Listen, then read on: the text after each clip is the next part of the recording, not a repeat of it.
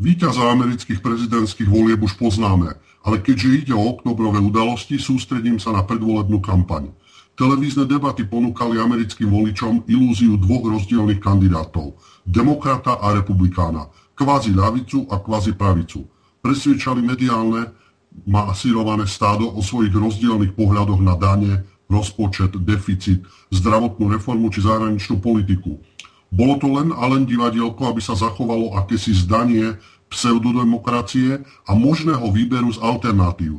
Reálne alternatívni kandidáti nemali šancu cez bariéru finančných zdrojov, mediálnej mašinérie a povedzme to otvorene, slaboduchú voličskú základňu, ktorá si naivne myslí, že politická elita, či už zľava alebo sprava, berie na vedomie záujmy 99% ľudí a dokáže sa postaviť proti 1% vyvolených, navyše, keď len z ich vôle môžu pôsobiť vo vrcholovej politike. Obama či Romney. Média hlavného prúdu nás presviečajú o významných rozdieloch medzi nimi, ako keby mali vytvoriť odlišné Ameriky. V prvom rade ich spájajú tri veci. Postoj k Fedu, teda americká centrálna banka, ktorá samozrejme nie je štátnou, ale patrí súkromným bankárom, čiže federálny rezervný systém, postoj k Izraelu a 11. september a zahraničná politika. Otázka Fedu, teda centrálnej banky. Darmo budú obaja presviečať verejnosť o svojom originálnom prístupe k riešeniu domácich hospodárskych problémov. Žabou na prameni, ktorá vyciciava Spojené štáty, je Fed. Zoskupenie súkromných bankárov, ktorí diktujú život v Spojených štátoch. Ak by Obama alebo Romney chceli riešiť problém s Fedom, asi by skončili v politike. Rozpočet Spojených štátov skončil vo fiškálnom roku 2012 s deficitom vyše $1 bilión. Je to už štvrtýkrát za sebou, no banksteri vo Fede rozdali $16 biliónov bankám a korporáciám od Škótska po Južnú Koreu. Doma v Spojených štátoch ich dostali JP Morgan, Goldman Sachs, Lehman Brothers či General Electric, pričom členovia ich predstavenstiev sedia zároveň aj vo vedení Fedu. Vyvolenci dostávajú úvery za takmer nulové úrokové sadzby, zakázky sa uzatvárajú bez výberového konania a finančné podpory dostávajú protekční skrachovanci, ktorí špekulovali, ale ich straty vykryjú kamaráti z Fedu. No opasky si má uťahovať verejnosť, pretože je kríza. A domáca politika, bezprecedentná sociálna nerovnosť a priepasť medzi finančno-korporátnou vrstvou z Wall Street a zvyškom krajiny práve súvisí s prístupom a politikou k federálnemu rezervnému systému. Okrem ekonomickej priepasti medzi radovými občanmi a parazitujúcou pseudoelitou sú tu základné demokratické práva. Práve Obama, prezentovaný ako demokratickejší demokrat ako Romney, podpísal zmocňovací zákon národnej obrany, ktorý umožňuje uvrhnúť kohokoľvek do vojenského väzenia na dobu neobmedzenú bez obvinenia. Práve tento zákon sa týka aj cudzincov a sme pri zahraničnej politike. Dedičstvo 11. septembra je uctievané ako oficiálne božstvo a z neho vyplývajúca vojna proti terorizmu. Obama má za protiteroristického poradcu Johna Brennana, neúspešného kandidáta na šéfa CIA, pretože to bol pohrobok Bushovej éry, zapletený do mučenia, väznenia a ututlávania reality. Na Brennanové rady nositeľ Nobelovej ceny za mier Barack Obama schvaľuje útoky bezpilotných lietadiel napríklad v Pakistane proti ozbrojeným teroristom, hoci to častokrát schytávajú bezbranní civilisti. No a obaja, takisto ako Romney aj Obama, sa predbiehajú servilnosti k Izraelu. Pre oboch je to najväčší spojenec, pre oboch je jadrový Irán nebezpečenstvom pre národnú bezpečnosť Spojených štátov a zároveň Izraela. Aj podľa Obamu, ktorý sa prezentuje ako umiernenejší v zahraničnej politike, Egypt musí dodržiavať dohody s Izraelom, lebo v stávke je aj bezpečnosť Spojených štátov. Egypt, Izrael a bezpečnosť Spojených štátov. Tieto súvislosti nikto z nich bližšie nevysvetlí, ale pôvod je jasný. Obaja kandidáti by za Izrael položili životy radových Američanov. Okrem toho sa tu naďalej rozohráva hra o Sýriu a Irán, hoci aj tam jeden kandidát má razantné vyhlásenia a druhý pôsobí umiernenejšie. Zdá sa, ako by Romney siláckými rečami o zúčtovaní s Iránom a podporou sýrskych povstalcov, ktorá aj tak funguje, pomáhal vytvárať obraz Obamu ako uváženejšieho a umiernenejšieho politika.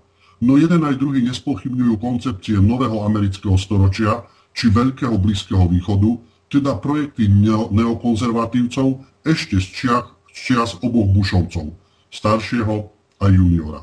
Romney vystupuje ako jastrab, militant a Obama, verný svojej Nobelovej cene, ako holubička mieru, no v skutočnosti rovnaký jastrab, ale prezlečený do priateľnejšej formy.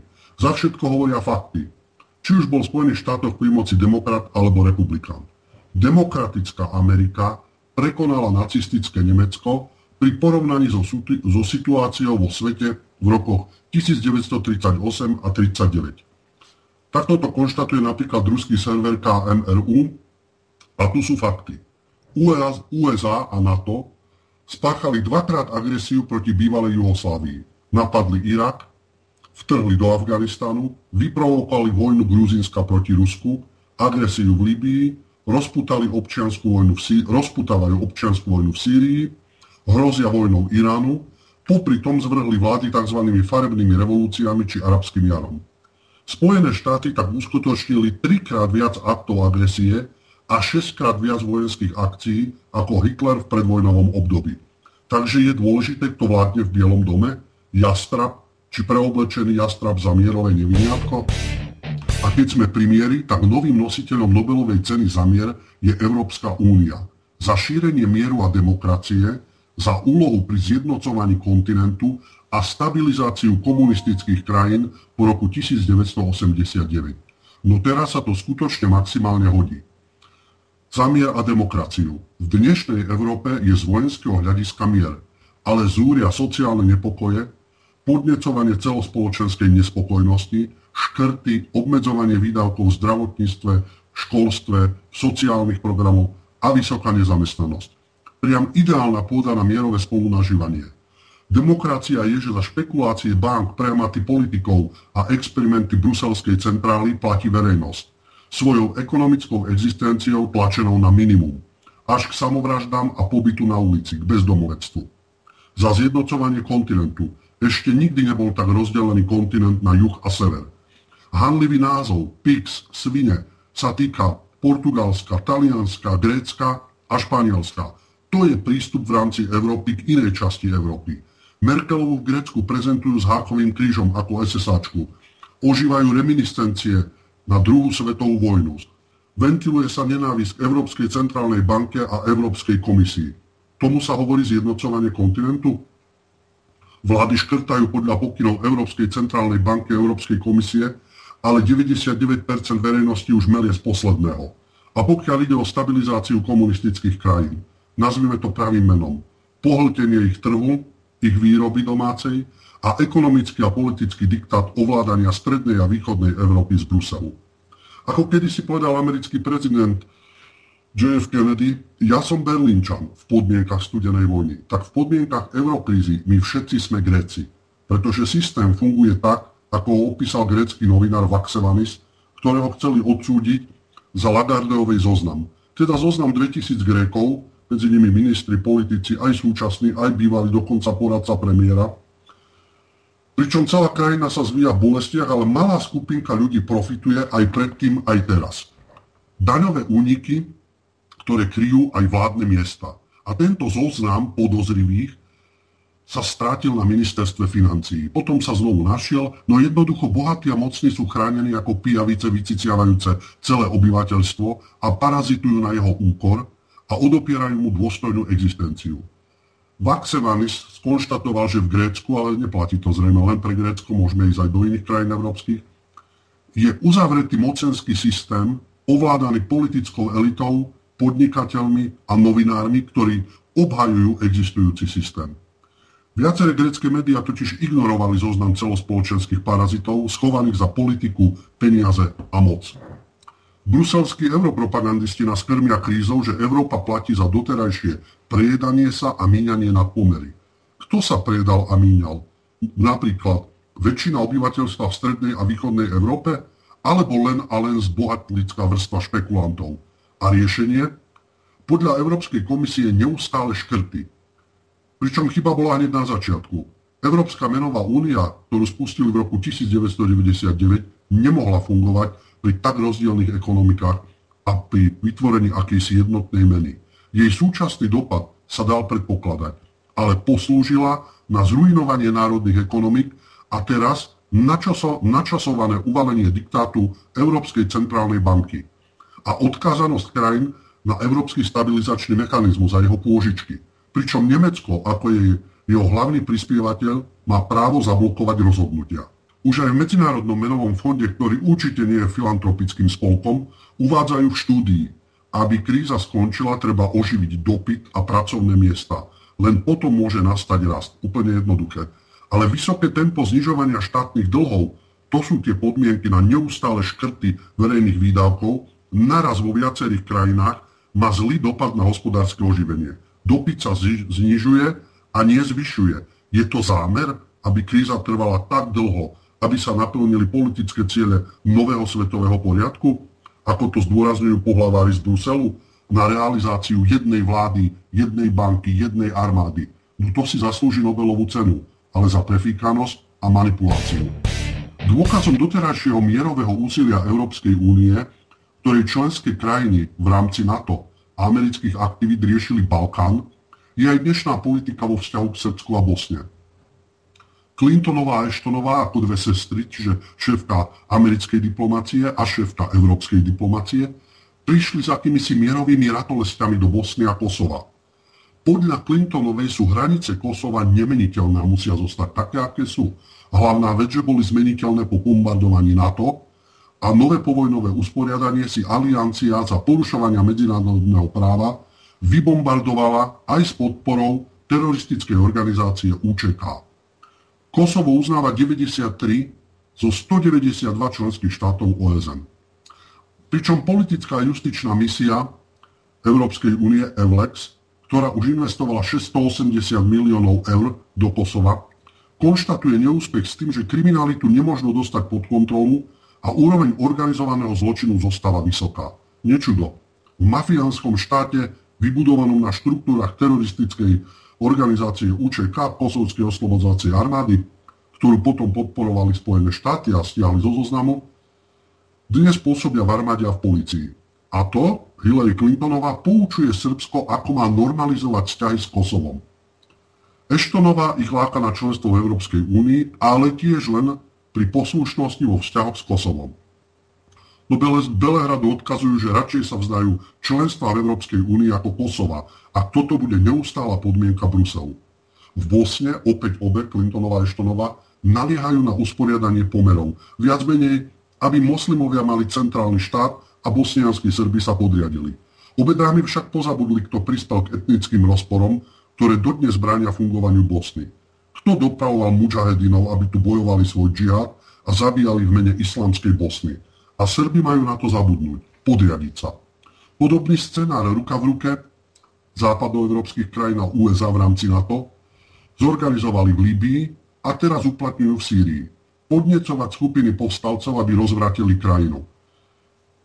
Teraz už konštatuje Human Rights Watch, čiže ľudskoprávna organizácia, na okolnosti smrti Kadáfiho, na popravy, zločiny bezbranných ľudí so zviazanými rukami. Za 8 mesiacov sa im podarilo zvrátiť situáciu v krajine a zbaviť ju vlastnej politiky a smerovania. No v Sýrii to už trvá 20 mesiacov a organizátori geopolitických zmien sú stále nervóznejší. Len charakter povstalcov sa nemení.